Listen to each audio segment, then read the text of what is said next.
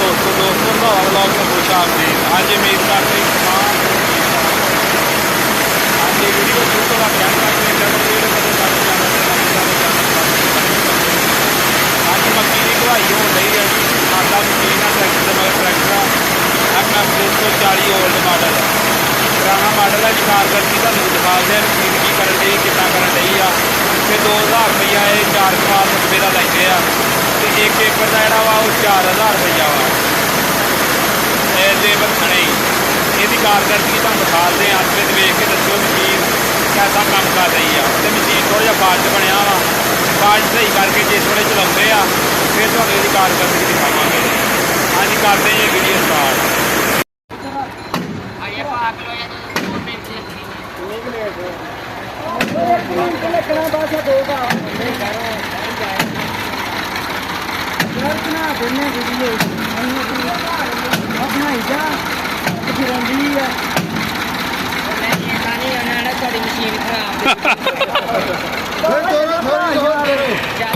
ਚੱਲੂਗੀ ਤੇ ਫੇਰ ਬਣਾ ਲਾਂਗੇ ਕੋਈ ਨਹੀਂ ਆਖਣਾ ਉਹਨਾਂ ਨੇ ਕੋਈ ਕੋ ਕਰਜ਼ਾ ਦੇਣਾ ਕਿਸੇ ਦਾ। ਹਾਂ ਸਹੀ ਹੋਵੇਗੀ ਤੇ ਚੱਲੇਗੀ।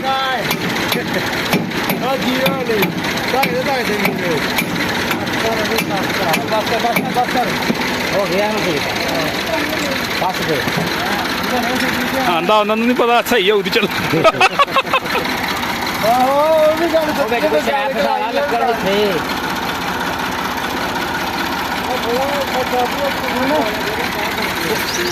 घेर से का घेर से निकाल सकता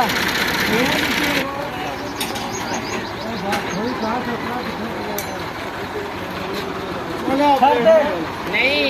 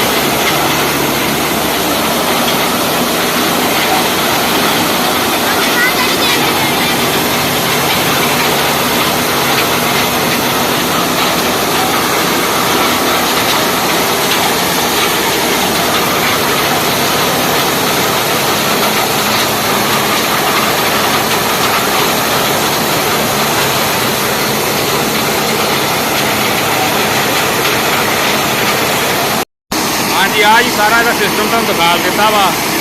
ਤੇ ਜੀ ਉਮੀਦ ਕਰਦੇ ਤਮਾਮ ਦੋਸਤਾਂ ਨੂੰ ਵੀਡੀਓ ਚੰਗੀ ਲੱਗੀ ਹੋਊ ਤੇ ਵੀਡੀਓ ਲਾਈਕ ਸ਼ੇਅਰ ਜ਼ਰੂਰ ਕਰਿਓ ਤੇ ਇਹੋ ਜਿਹੀਆਂ ਵੀਡੀਓ ਦੇਖਣ ਲਈ ਮੇਰੇ ਚੈਨਲ ਨੂੰ ਸਬਸਕ੍ਰਾਈਬ ਕਰ ਲਓ। ਓਕੇ, ਅੱਲਾਹ ਹਾਫਿਜ਼।